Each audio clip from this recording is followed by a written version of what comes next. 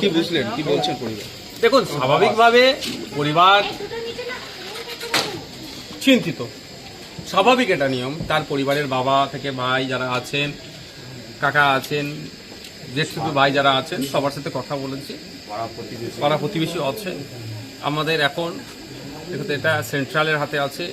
বারবার অফিসার যারা আছেন তাদের সাথে পরিবার যোগাযোগ করছে, আশ্বস্ত করছে, আমরাও আছি। আমাদের তো হাতে কিছু নাই। তবে আমার মাধ্যমে সাধারণ মানুষের কাছে প্রেয়ার, যে আমরা যাকেই ডাকি না কেন, কেউ ভগবানে, কেউ আল্লাহতে, কিছু সৃষ্টিতে, বা যে যেমনভাবে তার সৃষ্টিকর্তাকে ডাকে, সবার কাছে আমরা প্রেয়ার করব যে আমাদের ছেলে, আমাদের ভাই সুস্থতার সাথে দ্রুত ফিরে আসুক এবং আমার দেশ মাতৃকাকে রক্ষা করার জন্য আবার তিনি ডিউটিতে জয়েন করুক। এটা আমরা প্রেয়ার করবো।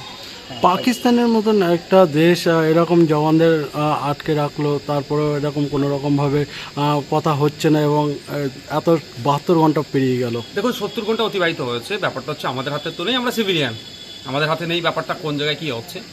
আমরা আমাদের পরিবারের যিনি আছেন গিয়ে পিকে সাউদার, তো নির্দিষ্ট কোনো সংস্থার মাধ্যমেই তো নির্দিষ্ট, অর্থাৎ বিএসএফ, বর্ডার সিকিউরিটি ফোর্স যখন আছে, যখন সেন্ট্রাল সার্ভিসেসের মধ্যে পড়ছে, এটা তার মাধ্যমে গিয়েছে।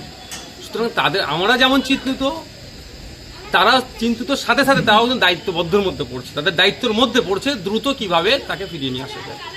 এবার এক্ষেত্রে আমরা সবসময়ের জন্য জানি, ওই দেশ সবসময় আমার দেশের মধ্যে অস্থিরতা তৈরি করার চেষ্টা করে, আমাদেরকে ডিস্টার্ব করে। এই একটা সুযোগ পেয়েছে, আমাদেরকে একটু ডিস্টার্ব করছে, আমাদেরকে একটা আতঙ্কে রাখার চেষ্টা করছে। কিন্তু এর জবাব আমরা দেব। আমাদের দেশে যেভাবে সন্ত্রাসবাদী হামলা কদিন আগেই সংঘটিত করেছে পাকিস্তানের সহযোগিতাতে, এবং সারা পৃথিবী ছিচি করছে, এই একটা সুযোগ পেয়ে একটু আমাদেরকে টাইম কিল করছে।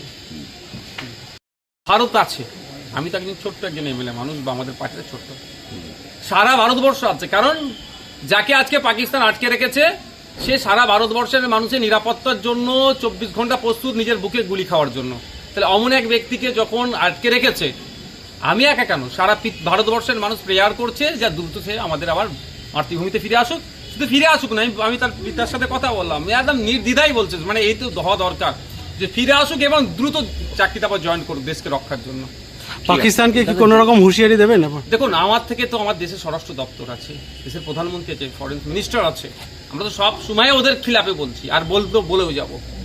কিন্তু আমাদের এখন এই মুহূর্তে হবে ডিপ্লোম্যাটিক হয়ে আমাদের ভাইকে, আমাদেরকে সুস্থতার সাথে ফিরিয়ে নিয়ে আসা। যেভাবে কদিন আগে যে 26 জনকে মেরে দেওয়া হলো দেশের মধ্যে ঢুকে, কি বলবেন, মানে দেশে এখন কতটা সেফ আছে সাধারণ জনগণের? প্রশ্ন থেকে যাচ্ছে, এটা একটা পলিটিক্যাল উত্তর দেওয়া হবে। দেখুন, দুর্ভাগ্য আমি এই মুহূর্তে পলিটিক্যাল উত্তর দেবো না। এখানে আমি যেটা এসেছি, আপনি বাইরে চলুন, গাড়ির সামনে গিয়ে যত ধরনের কোশ্চেন করুন আমি উত্তর দেবো। আমি এখানে কোনো পলিটিক্যাল উত্তর দেবো না।